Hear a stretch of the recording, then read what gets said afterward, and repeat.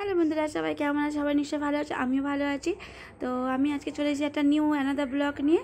তো আমি ভাবলাম যে কি ব্লগ করা যায়, ভাবলাম যে পূজা করব।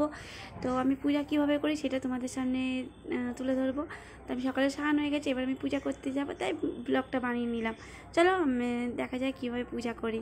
তো এখন আমি উপরে যাচ্ছি ফুল তুলতে, যেহেতু ওপরে আমাদের পুজোর ফুলের গাছ। তো এখন গেটটা বন্ধ থাকে, গেটটা খুলে ফুল তুলবো। ও অল্প ফুলই ফুটেছে আজকের, কারণ বেশি ফুল ফোটেনি। আমি একবার এসে দেখে গেছি ওপরে এসে, এইসব গাছে তো একটাও ফুল ফোটেনি, এই গাছে কয়েকটা ফুল ফুটেছে। তো এই জবা ফুলটা মানে কত অনেক বড় হয়, কিন্তু আজকে একটু ছোটো মতো, আর এই ফুলটা তো ফোটেই নি, ওটা কালকে ছিল মানে ইয়ে হয়ে গেছে। সে যাই হোক, কিছুতেই বোটাটা কাটছিল না, অবশেষে কাটলো। আর এই ফুলটার নাম কি বলে আমি ভুলে গেছি, তোমরা কি বলে বলো আমাকে কমেন্ট বক্সে জানাবে। ওকে, তো দেখো এখানেও দুটো তিনটে ফুল পড়েছে, এই দুটো তিনটে ফুল নিয়ে আমি পুজো করেছি, কারণ আজকের বৃহস্পতিবার।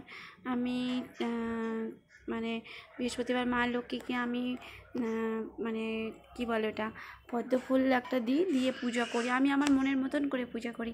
তো পূজাটা কীভাবে করেছি সেটা তোমাদের সাথে শেয়ার করতে পারিনি, কেন জায়গাটা খুব ছোটো। তো পূজাটা করেছি, সব সাজিয়েছি তোমাকে, কারণ আমি জানলার উপর আমার ঠাকুরটা, এক সাইডে আমার ঠাকুরটা থাকে, পাশে দেখতে পাচ্ছ আয়না। তো কি বলবো, তো এইভাবে আমি ঠাকুরটাকে দেখো, মুখ দেখা যাচ্ছে না কারণ পদ্মগুলোর মুখ ঢাকা পড়ে গেছে। তোমাদের ভিডিওটা ভালো কেমন লাগলো অবশ্যই লাইক কমেন্ট করতে ভুলবে না, অবশ্যই জানাবে কমেন্ট বক্সে তোমাদের ভিডিওটা কেমন লাগলো। চলো।